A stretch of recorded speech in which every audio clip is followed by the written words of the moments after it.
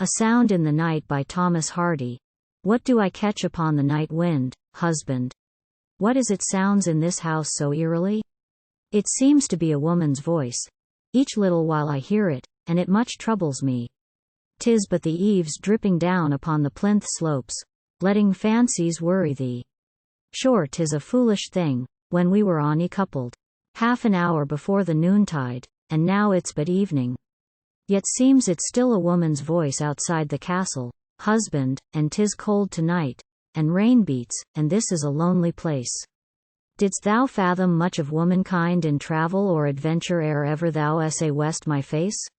It may be a tree, bride, that rubs his arms acrosswise, if it is not the eaves drip upon the lower slopes, or the river at the bend, where it whirls about the hatches like a creature that sighs and mopes. Yet it still seems to me like the crying of a woman, and it saddens me much that so piteous a sound on this my bridal night when I would get agone from sorrow should so ghost-like wander round. To satisfy thee, love, I will strike the flint and steel, then, and set the rush candle up, and undo the door, and take the new horn lantern that we bought upon our journey, and throw the light over the moor. He struck a light, and breached and booted in the further chamber, and lit the new horn lantern and went from her sight, and vanished down the turret, and she heard him pass the postern, and go out into the night. She listened as she lay, till she heard his step returning, and his voice as he unclothed him. 'Twas nothing, as I said, but the west wind blowing from the moor athwart the river, and the tree that taps the gargoyle head.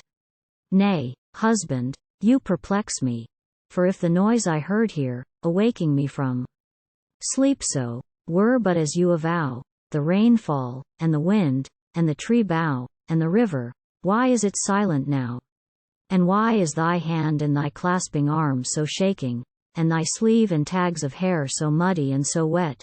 And why feel I thy heart thumping every time thou kissest me, and thy breath as if hard to get? He lay there in silence for a while, still quickly breathing, then started up and walked about the room resentfully. O woman, whom I, in sooth, against my will have wedded, why castedst thou thy spells on me? There was one I loved once. The cry you heard was her cry. She came to me tonight, and her plight was passing sore, as no woman.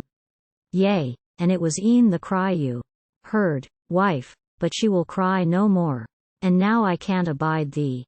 This place, it hath a curse on't, this farmstead once a castle. I'll get me straight away. He dressed this time in darkness, unspeaking, as she listened, and went ere the dawn turned day. They found a woman's body at a spot called Rocky Shallow, where the Froom stream curves amid the moorland, washed aground, and they searched about for him, the yeoman, who had darkly known her, but he could not be found. And the bride left for good and all the farmstead once a castle, and in a county far away lives, mourns, and sleeps alone, and thinks in windy weather that she hears a woman crying, and sometimes an infant's moan.